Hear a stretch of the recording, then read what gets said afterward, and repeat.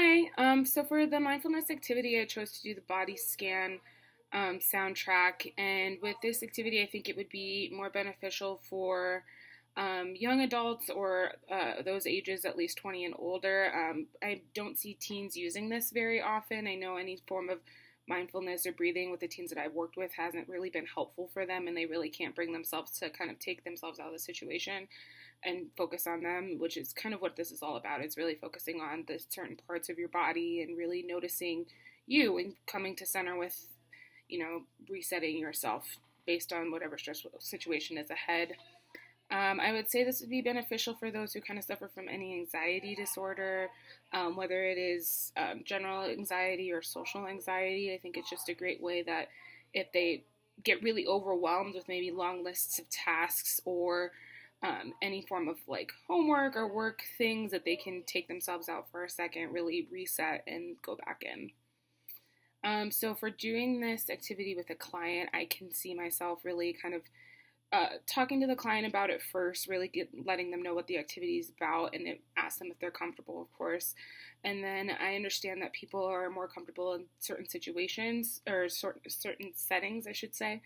Um, so I would ask them like where they would like, if they would like to sit or if they would like to lay, or if they would feel more appropriate with like the lights being dimmed, if they need any form of music or anything like that. And just really kind of set that calm, comfortable space for them to be able to really take in the activity and really kind of focus on themselves. So from there, I just kind of, I would see myself using a script, maybe kind of going off, knowing that, we're just really focusing on certain parts of the body. I would really kind of focus on my tone as well to not make it as alarming for them, or not any form of like a aggressive or kind of like a tougher tone. I'd go softer with it, maybe be a little bit quieter and kind of like letting them know that my voice is like there and that like there is someone talking to them, kind of giving that instruction, but ultimately letting them have that experience for themselves, and really kind of focusing on really just pointing out what part of the body that they're supposed to be focusing on. I can see myself also not really giving much eye contact, just giving enough to know that, they're doing okay, and if there's anything alarming, but I don't want them to also feel like there's someone hovering them, or that someone is really, just intently watching them. So I could see this being helpful for that demographic.